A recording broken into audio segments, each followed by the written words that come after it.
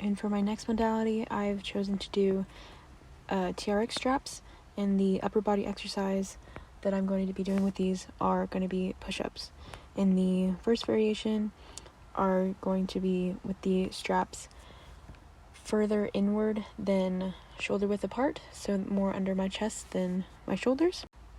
This placement is going to activate the pectoral and tricep muscles more than they would be activated in a wider grip placement with the TRX push-ups.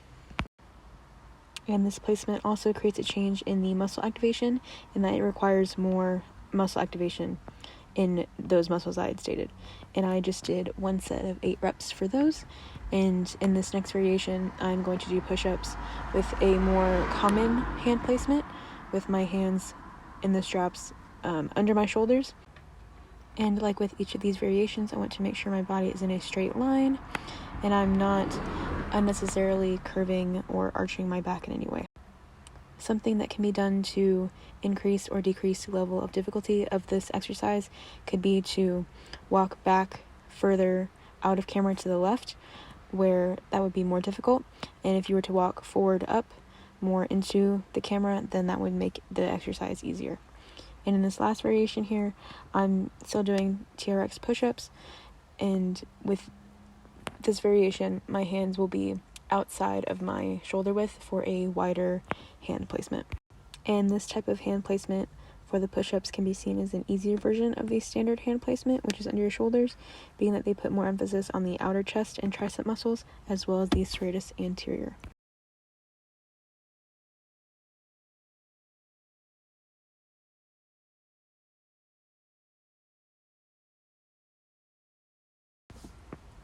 The lower body exercise I chose to do with the TRX straps were hamstring curls, and you would lay on the floor, adjust the straps to a couple inches, less than a foot off the ground, stick your feet into the handles there, and slide back.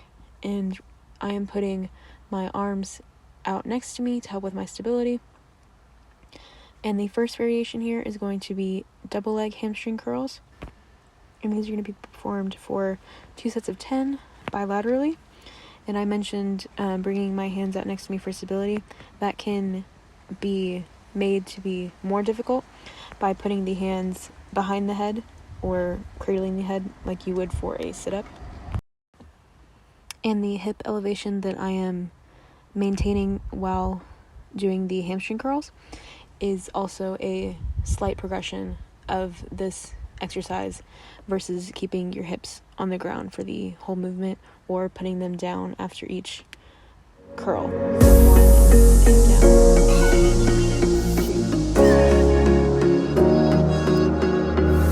Running through the last of my thoughts, standing on the edge of my time. Everything I know will be gone in a minute, and that's alright. Running through the last of my thoughts, standing on the edge of my time. Everything I know will be gone in a minute, and that's alright. Alright, 'cause I'm free.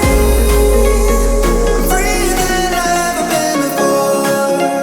Yeah. In my next variation for the hamstring curls with the TRX straps, I am going to perform these with alternating legs as I go through the 2 sets of 10. So in the first set, for example, I would do one leg for number 1 and the second leg for number 2, and then so on and so forth until I get through 10, and then I'll repeat for a second set.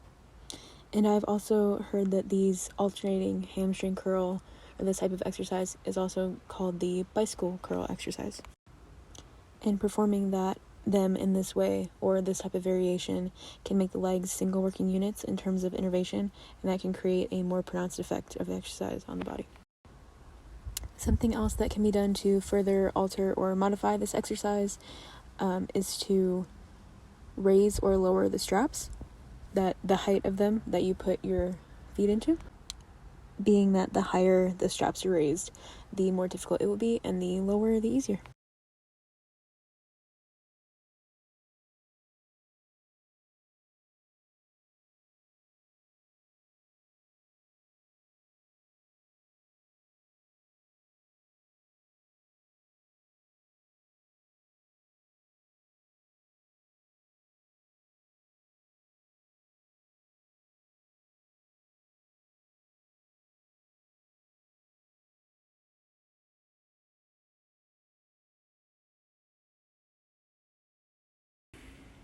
And finally, for my third variation of the hamstring curls, I decided to perform them unilaterally while still creating a total of 2 sets of 10.